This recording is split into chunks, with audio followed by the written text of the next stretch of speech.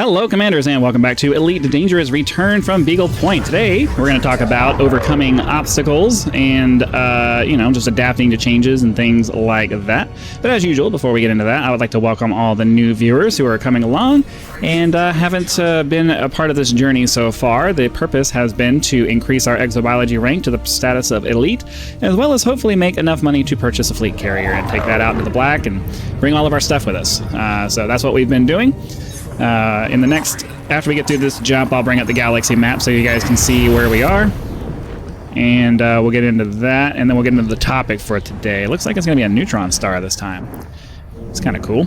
It's always easy. I like when they came out with the change that shows you what kind of star you're going to. That didn't used to be the case. All right, let's focus on this for a second, and then we'll start talking about where we are.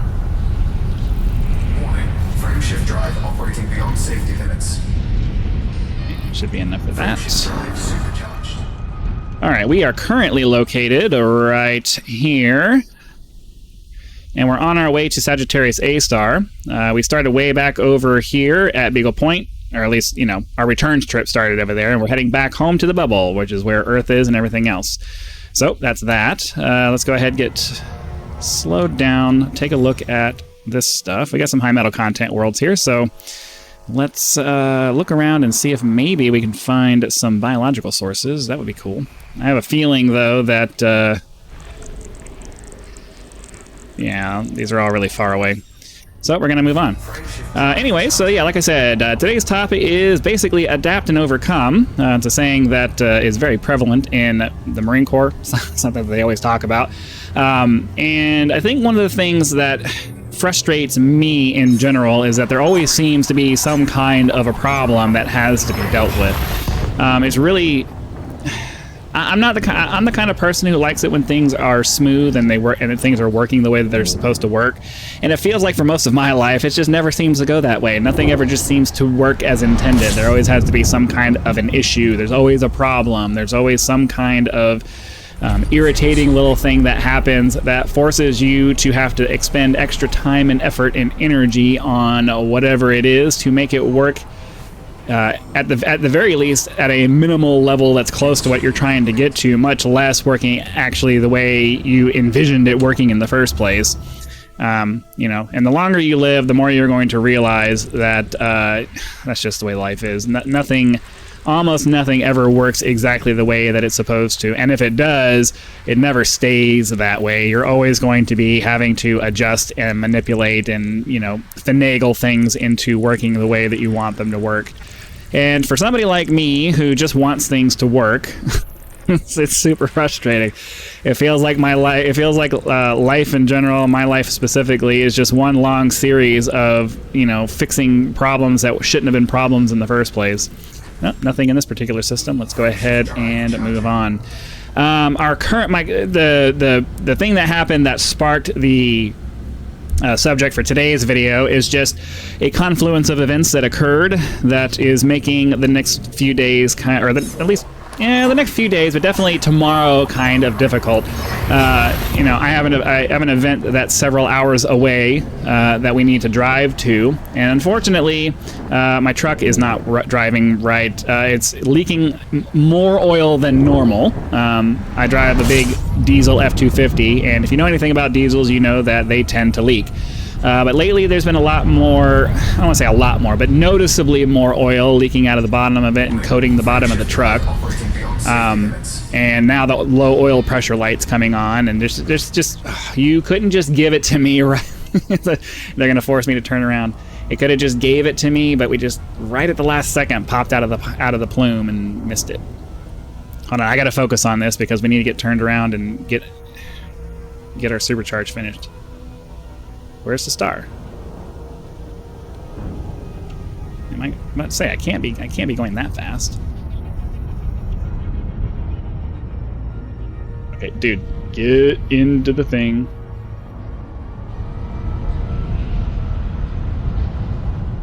I hate these little tiny. See, like last little bit, it couldn't just give it to me. All right. Anyways, moving on. So, anyways, the basic thing is that my truck is in a state where I just can't trust it. I can't trust it, especially on a a trip that's 2 to 3 hours out and 2 to 3 hours back. That's just the last thing I need is to be an hour and a half away and have my truck break down, then I have to get it towed back and a bunch of other stuff. So it's causing a lot of ripple effects because it had to break right now when I had a trip that we needed to take. And my wife's car is still being used by her mother-in-law because her mother-in-law's car got totaled, and we haven't been able to figure that situation out yet because it costs money and people have to take time off and go find a car. It's just a bunch of things that have to happen for her to get her vehicle situation sorted out. It was liability only, so unfortunately we weren't able to have insurance take care of that. We're just having to figure it out on our own. So, we have one historically unreliable truck that obviously, because she's been driving it for the last couple of months, I think, exactly what I thought was going to happen happened. It's breaking down now because it's not reliable. So we have this problem where the truck breaks down, but we also have this trip that we need to take, and we need to take it because I don't want to get into personal business, but it's something that we need to go do. So now we're renting a car to be able to drive out there, which obviously isn't the best because that's money that would be nice to be going towards trying to figure out what's wrong with the truck and maybe even fixing it. But we're having to spend it on that because I can't risk driving the truck, 3 hours away to try to go to this event that we need to do. There always seems to be some kind of issue that you have to deal with because nothing ever just works out. There's always some kind of obstacle, and it almost, a lot of times it feels like someone's out there just going out of their way to mess with you. Like, that's how I feel a lot of the time, if I'm perfectly honest with you. Nothing ever happens when it's convenient for you to take care of it or when you have the resources to take care of it. It always seems to happen when you're at the worst possible it always seems to happen at the worst possible time, and you have to figure out how the hell you're going to make it work. And that seems to be the way life it's definitely the way life is for me, and I have to imagine it's probably the way that life is for most people. Unless you're one of those lucky people who figured out how to make lots of money and you don't have to deal with these kinds of things, you're probably having to deal with this same kind of problem where, you have issues that pop up and they have to be dealt with. You can't just say screw it. They have to be dealt with, and you got to figure out a way to make it work. And it's super frustrating, but you got to figure it out. So in my particular case, we had to rent this car, and we're trying to keep the costs down, so we're trying to rent it for just a day. As you're going through things, you start to realize that there's other problems that you have to deal with. And for me, I forgot that I worked as of the day of the recording. We're renting it tomorrow to go to this event tomorrow as of the date of this recording. And I was like, I forgot that I have to work in the morning. So we were trying to schedule it so I could go pick it up in the morning, and then because to save having, she works in the morning and then I have to go pick this, and I wanted to go pick it up in the morning and have her drop me off, and I could just wait at the rental place for them to open. But then it occurred to me, oh wait, I work tomorrow. That's a problem because I can't go while I'm working to go pick up that vehicle, and it's just it creates a serious logistical problem because we were hoping to avoid having to get an Uber or whatever to go drop me off to pick up the vehicle, but now we're gonna have to spend the extra money on that to go have me picked up and dropped off to go take care of that because she goes to work in the morning and doesn't get off until the afternoon, and I'm gonna have to come pick her up in the car for us to go to this event because I'm picking her up from her job, and then we're gonna go. And so we're having to adjust the rental around our work schedules and around the fact that we can't just take the vehicle that we have. And of course, the car that she has that is our reliable vehicle is being used by her mom because that's what we had to do to make her situation work. And it's just all these different variables that are conspiring to make something that should be as simple as just hopping in the car and going, driving to what it is that we're trying to go do, into having to do this frustrating puzzle of figuring out, how are we going to make this work? And, that just seems to be the way that life happens all the time. And I think a lot of people, especially you know, depending on what your background is, how old you are, the things you've had to deal with, I think a lot of people struggle with it more than maybe other people do. I get really frustrated about these things, but then at the end of the day, I come from a time where, you know, yeah, you might complain about it, but eventually you're gonna shut your mouth and just get it done, because it's got to get done. Like, whining about it isn't going to change the fact that, you know, the situation is what the situation is, and you need to resolve it in whatever way is required to get it done. You know, I may not like it, I may complain about it, I may lose my temper, a lot of other different things, but at the end of the day, you know, it's got to get done. There's just no getting around it. Trying to find this high metal content world, but I'm not seeing any more on the plane here, so unless it's like out here in the on a weird orbit, it's weird. All right, well, I'm not gonna waste a bunch of time doing that. We're just gonna move on. You know, so obviously, especially in this modern time with all the technology that we have, all of the automation that we have, all of the conveniences that we have that have made our lives easier, it's become much easier to just, you know, give up when things become hard, because we're not used to having to overcome those things. You know, and I find that I'm a lot less patient with having to deal with problems than I used to be, and I have to imagine a lot of that comes from the fact that things have just become so convenient, especially if you live in a first world country. You know, you don't have to deal with survival issues. You're dealing with convenience issues and scheduling issues, and you know, that kind of stuff. Now, obviously,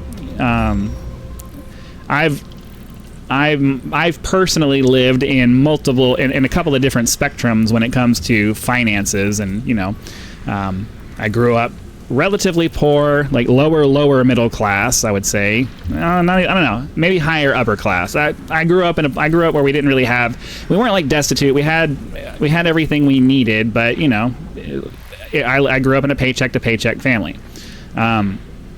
Which is, you know, better than what some people have, but not as good as, say, like a middle class family where they have extra.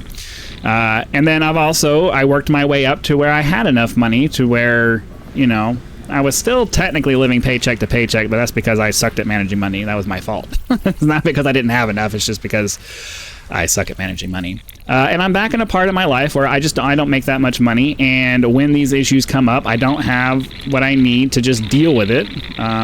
It requires planning, and it requires saving, and it requires, you know, working around the problem rather than addressing it, because I don't have the resources I need to address the problem. And you know, I've spent most of my life in that situation. I hate it. I don't accept that it's okay that that's the way that it is, but I understand, and I've lived with it through enough of my life to understand that, you know, that's just the way that it is. And I haven't been able to figure out a way to pull out of that cycle. We're just not getting very lucky with our scans today. And so, you know, you can learn how to force yourself to do those things, and your attitude really has a lot to do with, you know, whether or not you're able to figure out how to deal with that situation. And that's just kind of the way, I think that's the difference between, you know, previous generations versus my generation versus, you know, subsequent generations. Is just, attitude is one of those things that has to be developed over time.